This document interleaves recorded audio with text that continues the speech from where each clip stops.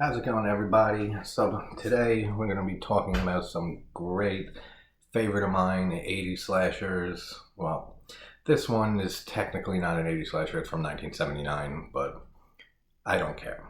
This is one movie I want to talk about for ever since I started this channel. And I'm talking about 1979's Tourist Trap, directed by David Schmoller.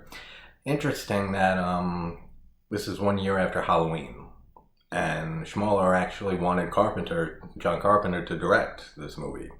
And I forget the reason why he turned it down, but he basically convinced Schmoller, like, I think you should direct it. And he ended up doing it. I thought that was interesting. But we have starring Chuck Connors as Mr. Slauson. Great performance this guy gives in this movie. Like, I mean, it's par for the course in slasher movies, especially 80 slashers, of just bad acting and, the whole gamut like that. But he gives a great performance as this in this role. Then we have Jocelyn Jones, that's right, who plays Molly. Such a beautiful woman. And I don't know what's with horror movies and the name Molly, but we have Renee Estevez's character who plays Molly in Sleepaway Camp 2 and Happy Campers, which is one of my favorite slashers, as I've said on here, of all time. Adorable. Then we got this Molly, who's absolutely adorable. So something with the name Molly. I don't know. We should have more Mollies in horror films. Now, like, about this, I don't know. I go back on and forth on this. It's definitely a slasher film, but it's like a supernatural slasher film. Like, it's hard to describe. It's like this movie's like in its own category, basically, for me. I mean, we have the tropes of the slasher film and stuff, and don't forget, this is 79, so this is before Friday the 13th and stuff that really kicked off this 80s slasher craze. So it's like a supernatural slasher. We have a killer. We have a killer that's killing off, young kids one by one and everything, so it follows that slasher formula for sure. But the supernatural, telekinetic aspects to it are unique, like very unique to itself, to this film. I'll give a little like spoiler free synopsis for anyone for some reason again who's watching a spoiler review for a movie they have not seen. But we basically have this group of kids who are going on like a road trip, and they end up at a tourist trap location, a museum, which a bunch of mannequins, and they slowly get picked off one by one by this telekinetic killer. And that's basically the plot of the movie. So if you haven't seen it, get out of here now, and we will talk spoilers. So the intro music in this movie, all of the music, the whole score of this movie is absolutely phenomenal. Like, I love the score of this movie. But like the opening, just the way it opens with that zany, like, I don't even know how to describe it, like bonkers sounding, maybe. Like, it sounds like carnival music in a way, with like weird sound effects going on. It's so good. It sets the tone so well for this movie. Just absolutely awesome. And the sound design in this movie, phenomenal. Absolutely phenomenal. Just the way that they use sound and then not use sound and use just silence, like for most of the kills and other parts of the movie. Like, I even noticed when I was rewatching just now that like I had the captions on Amazon. I must have had them on from another movie or whatever, and even the captions say like sound when sound's going on, and then it'll say like blank noise when there's no sound. So like even the person, I guess, who did the subtitles for this movie like realized how well that's implemented. But the sound design is absolutely amazing in this movie. So like I said, we have friends on a road trip, and they find themselves at a tourist trap museum run by Mr. Slauson, who's played by Chuck Connors. And we have Woody, who ends up at a gas station. He has like a flat tire for the car, and he's trying to get the tire fixed. And then we just have such a great opening scene, man. This movie's unsettling. Like, it's so eerie.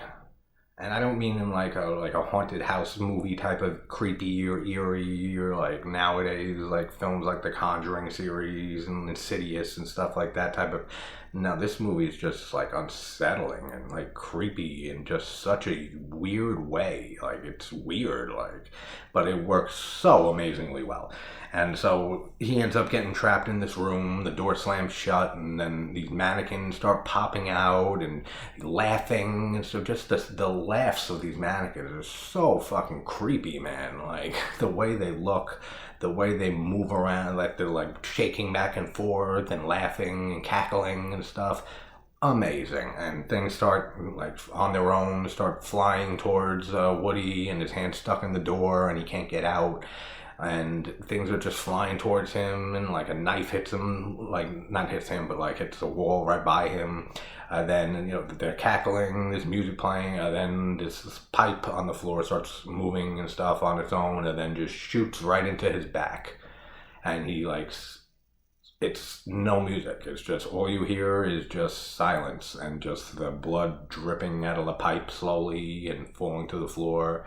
There's no gore in this, or blood even really in this movie. Like there's one scene I think with what's her name, Becky, when she gets the Indian animatronic mannequin thing, throws the throwing knife in the back of her neck.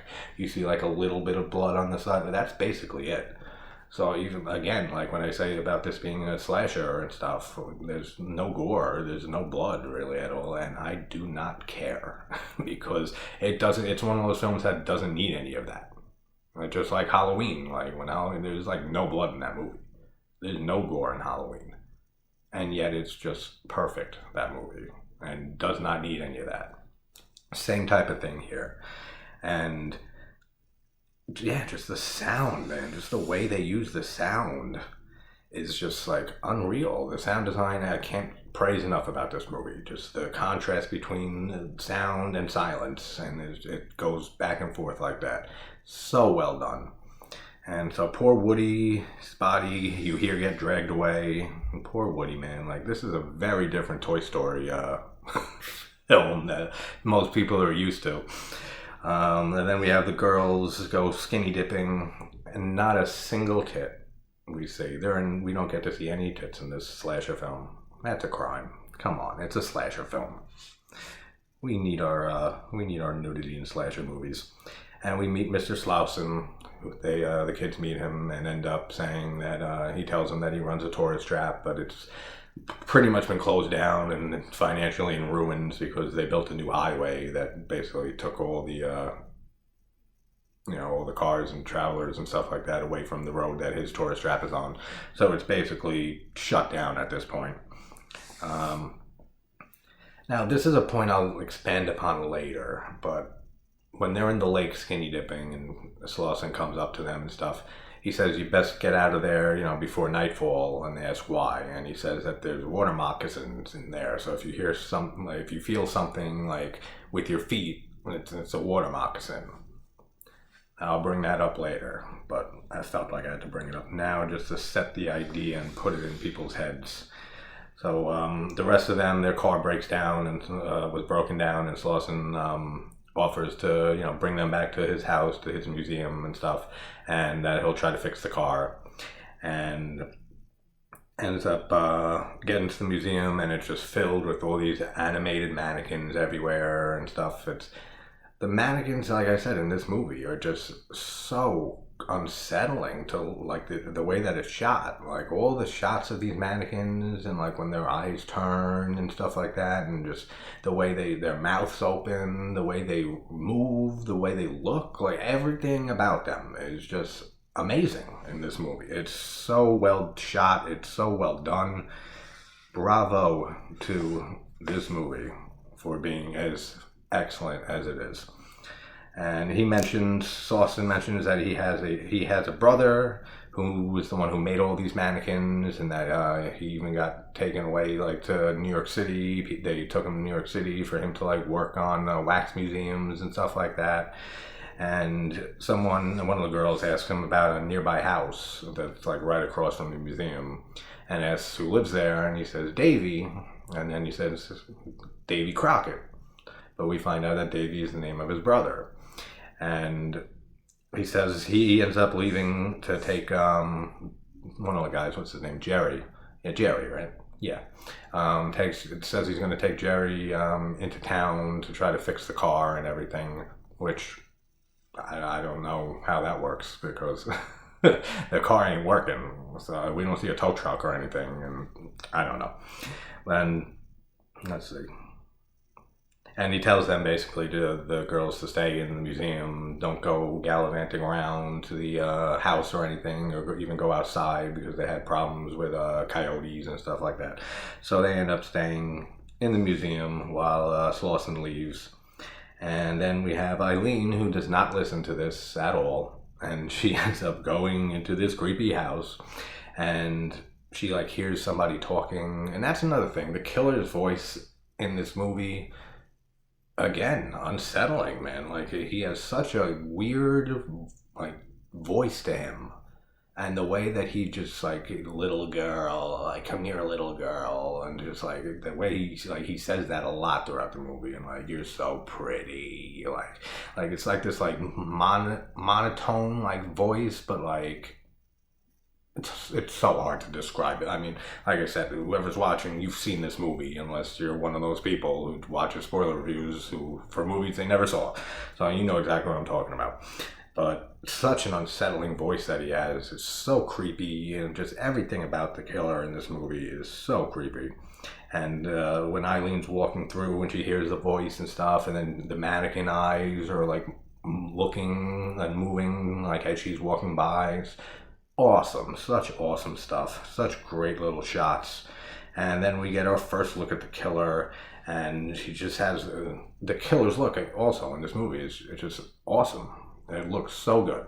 He has like the mannequin mask over his face, and the only part that's exposed is the mouth right here, and like his tongue like protrudes past his teeth a little bit, and he's wearing like a hat on and stuff like that. Awesome. Looks so good. There's hardly anything negative I can say about this movie. It's one of my favorite 70s slasher movies, for sure. Such a good film.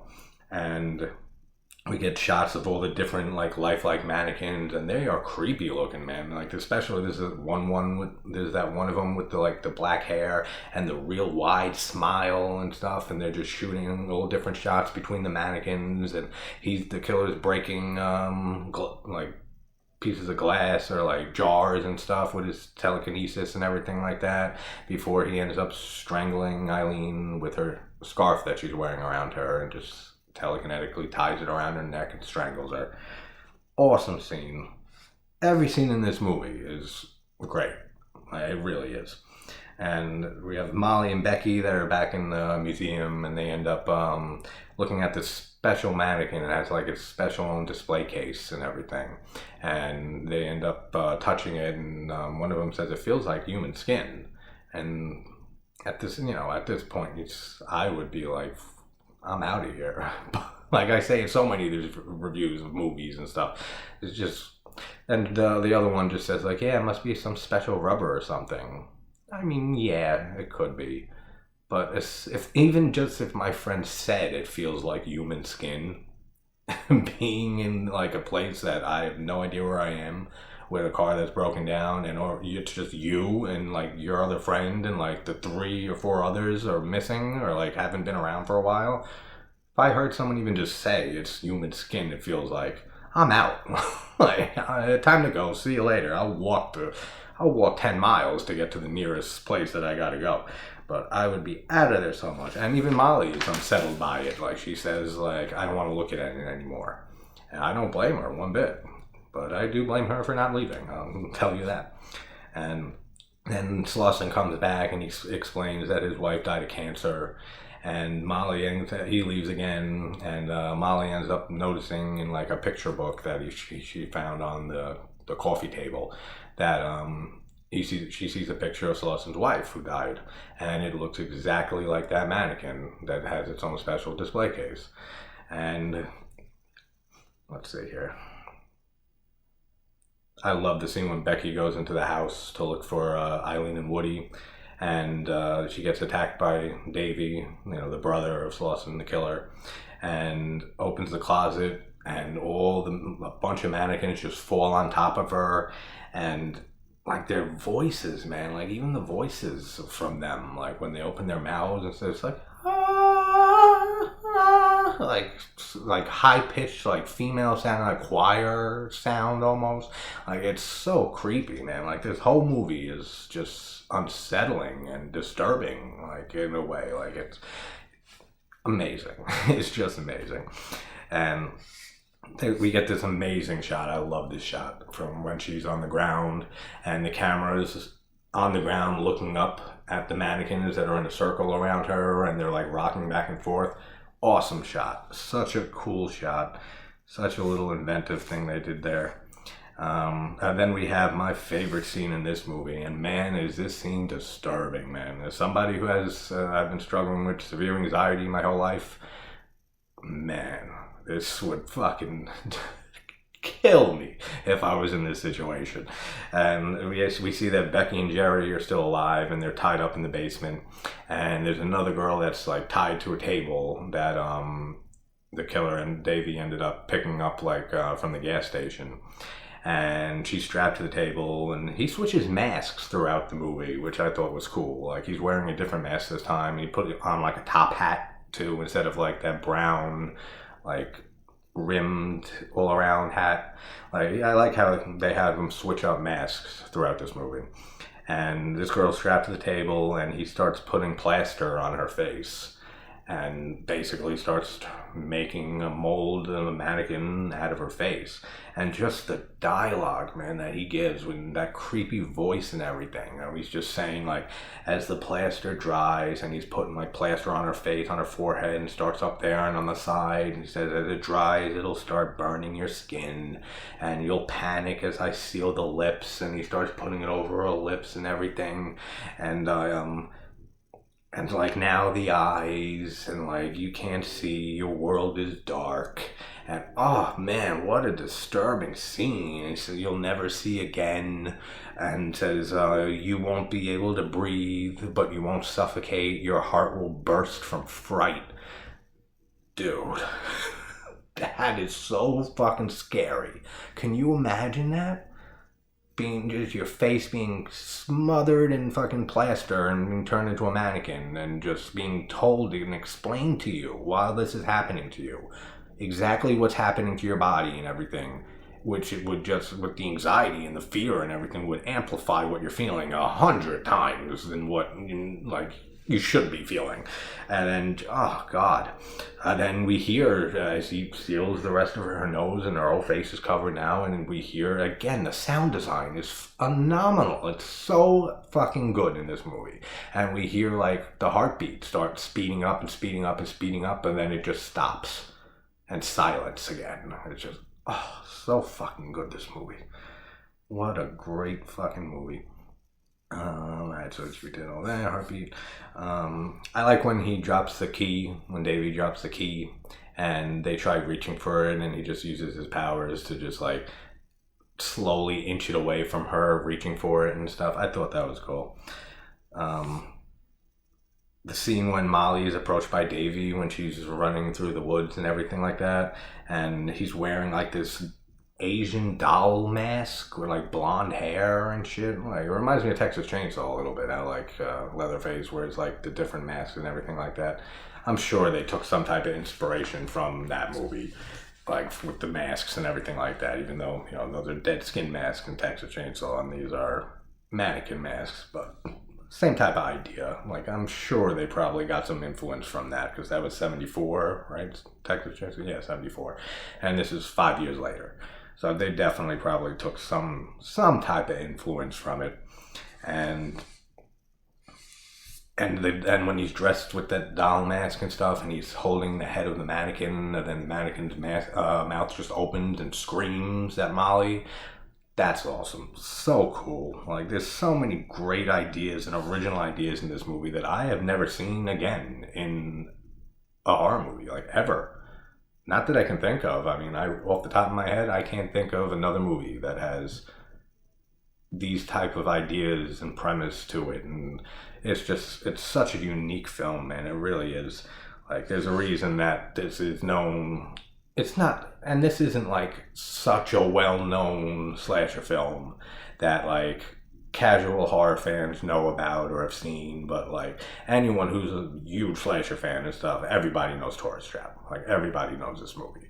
So it's like, it's not as obscure as some other ones that I'm probably going to do in a little bit, but it's lesser known for sure. Like, but like I said, people who are slasher fanatics and stuff like myself, like everyone knows this movie, and for good reason. And then we find out that Lawson is the killer, and he has some type of mental disorder. I'm guessing like multiple personality or like dissociative disorder or something like. It's very Psycho-esque, like how in Psycho Norman plays both himself and his mother and stuff like that, and it's very, very inspired by that. Like how Slauson just slips in and out of his personality, and then how he goes into his brother Davy's personality when he kills and makes mannequins and everything like that. Like I said, it's very Psycho inspired, but it just works in this movie. Like, it's so well done. And basically, yeah, like when he's in brother mode and Davy mode is when he makes his mannequins and everything. So he wasn't lying earlier on when he said that his brother makes all these mannequins, but he omitted some information there, for sure. And yeah, so back to my late water moccasin in the lake point from earlier. First off, I wonder how many people has he turned into mannequins? Now, we see a lot of them throughout this movie, like dozens. And then we also see like ones that are just heads, or we see just masks and stuff like that. So like, does he also just make his own like mannequins and mannequin masks, or are these all victims from the past? I've always wondered that, and especially on this rewatch, I was thinking. And then back to the water moccasin thing. If they're all turned into mannequins, is their bodies underneath the mannequins? Or does he like in that plaster Paris scene when he's putting the plaster on the woman's face and stuff? We assume he's making like a mold of her face, a mask out of it or something like that, because we don't see him do any other work on her besides the face. And so are they all like trapped in these mannequins, like their physical bodies? Or does he dispose of them in that lake? The bodies. Or at least some of the bodies, maybe. And that's why he made that comment about if you feel something underneath your foot, it's water moccasins that come out at night and stuff like that. I've always wondered that. Like, if anybody has any ideas about that or theories on that, definitely leave it in the comments, because that's something I would love to discuss. Because there's a lot of stuff left open to interpretation with this movie. And, of course, when you take it at face value, it's just like, it's a horror movie. It's a slasher movie, so it's not meant to be looked into that hard. But if you've watched my channel and seen reviews of mine, you know I love picking things apart and everything, and just diving into things that make no sense and just pointing out stupid things and stuff. But this isn't obviously not a stupid thing or anything like that. It's just I'm genuinely curious. Like, how many people has he turned into mannequins? Are they all mannequins? Are their bodies trapped inside? Or does he get rid of the bodies and makes mannequins first, like out of their bodies first, and like puts everything on, makes a mannequin out of it, and then tosses the bodies away? Very interesting. Like, I've always wondered that with this movie. Then when he finds Molly, how did he was running after her, and then she gets to the lake. How did he get in that lake? And how long was he under the water for? Come on, that's a little stupid. Like, he just comes out from underneath the water, like, after she enters, like, into the lake a little bit. So he was under the water for, like, a bit at that point. It's a small little nitpick. It really doesn't matter. It's just something I noticed on this rewatch. I was like, how did he get in that lake, and how long was he under there holding his breath? That's just a stupid little nitpick. I love the little dinner scene with him and I think it's the girl from earlier, right, with the scarf that he strangled. That's what I think. And he sits down with the mannequin propped on the other side, and like offers soup to her and stuff like that, and they're talking back and forth, like him using his telekinetic powers to make the mannequin answer back and everything. He's like, "Do you like your soup?" And, "Yes, I like it very much." And I said, "Oh, no, this is good soup." "Oh, good. I'm glad you like." What a creepy scene, man. Like I said, everything about this movie is just so unsettling and eerie and creepy and disturbing. Like, oh, I fucking love this movie so much. I always get so fucking happy when I watch this movie. What a great movie. And again, with the mannequins' voices and stuff, when they open their mouths and like the female sounding choir, like, ah, like comes, so effective, so creepy. Just, I don't know, man. It's just like, it's unsettling. And really, that's probably the best word I can use to describe this film. It's just eerie, weird, and unsettling. That's 3 words, but fuck you. I get to use whatever words I want. It's my channel, so I'll use 3 words to describe this movie if I want. Then we end up just finding out that he killed his wife and brother, Slauson, because they were having an affair. And we get this ridiculous line, and where he says that he killed them and stuff like that, and then he missed his wife and he never wanted to kill her, but he's like, I had a legal right. He's like, I had a legal right to kill my wife and brother for sleeping together. Yeah, I don't think that's how the law works, man. Like, not one bit. That's so stupid. What a dumb little line that is. Like, even for 1979, it's like, yeah, I have a legal right. If my wife cheats on me, I can legal right to kill the both of them. No, just no. Like, not how that works one bit. He may be good with telekinesis, but he would be a terrible fucking lawyer, I'll tell you that. And then we see, like, in the end that she's in the room upstairs with Slauson and Molly. The 2 of them are up there in like the attic or something like that, and the mannequins are all over the place, and Jerry's knocking on the door, and he like uses telekinetic powers to unlock the door, and Jerry comes in, and like she's straight up, Molly just straight up says, "Kill him, Jerry." Like, kill him. Fucking, like, good for her, man. She's one of my favorite. Molly in this movie is one of my favorite final girls in a slasher film, probably ever. Like, definitely in like the top 5. Like, I love Molly in this movie.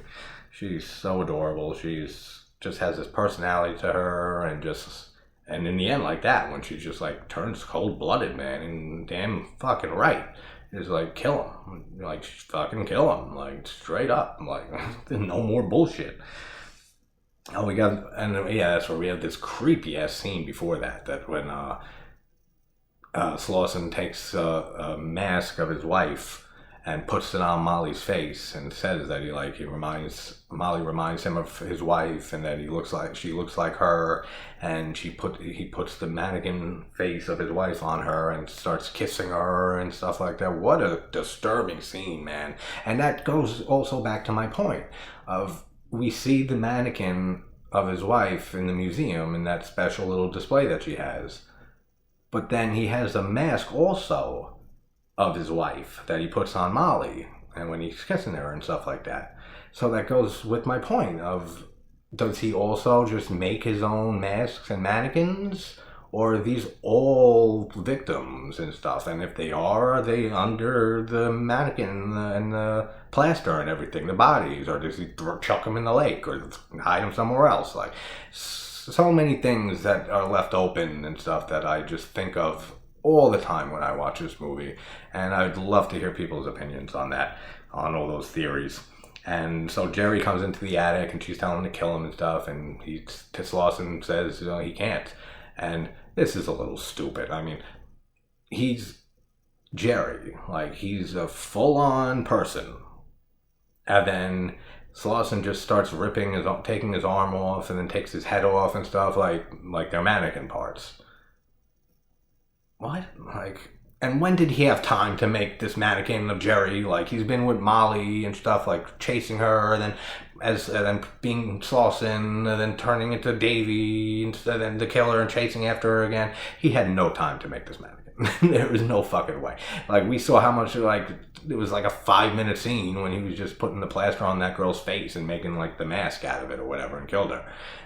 That's just the head. Like, how long does it take to make these mannequins? That's stupid. Like, that's just fucking dumb. And he like tears Jerry apart and stuff like that, and then all the mannequins start coming to life and stuff, and like moving towards them and everything, and he's dancing with his wife's mannequin, which also, how did he get it from the museum and get it into the house? We never see that. Just another little nitpick. And yeah, she basically just sticks him in the neck with an axe or a hatchet or something like that, and he kills him. And she's so traumatized by this, obviously, that she just, the last shot we get is she's driving away in the car with the mannequins of all her friends. And obviously she's just completely lost her mind, completely traumatized and gone crazy at this point. And great ending. Except... like I said, I pick everything apart. How is that car running again? Like I said earlier, like they said that Slauson said that he was that Jerry went into town to fix the car, which I said makes no sense because it's broke in the first place. It doesn't run. And that was like his story to cover up that he kidnapped Jerry and everything. So this car never got fixed. But yes, she's driving away in it at the end of the movie. How does that work? Yeah, that car doesn't work. That car is fucking broken. There's no way. But just stupid little nitpicks I love making in movies. But what a fucking great slasher movie. What a great horror film, just all around. And like even for like 79, like in a slasher type movie and stuff, like the acting is pretty good. Like especially from Slauson, from Chuck Connors. Really, really good acting. Molly does a good job. Even the rest of them don't do a terrible job or anything like that. Very good, amazing sound design, as I said. Amazing score, amazing shots, amazing killer look and voice. Amazing everything. This movie is just so fucking good. So we're going to continue in a little bit with The Burning, which if people have not seen The Burning, I don't know what you've been doing, so definitely go watch that movie, and I will have a review up on it in a little bit. Thanks, guys. I'll see you soon.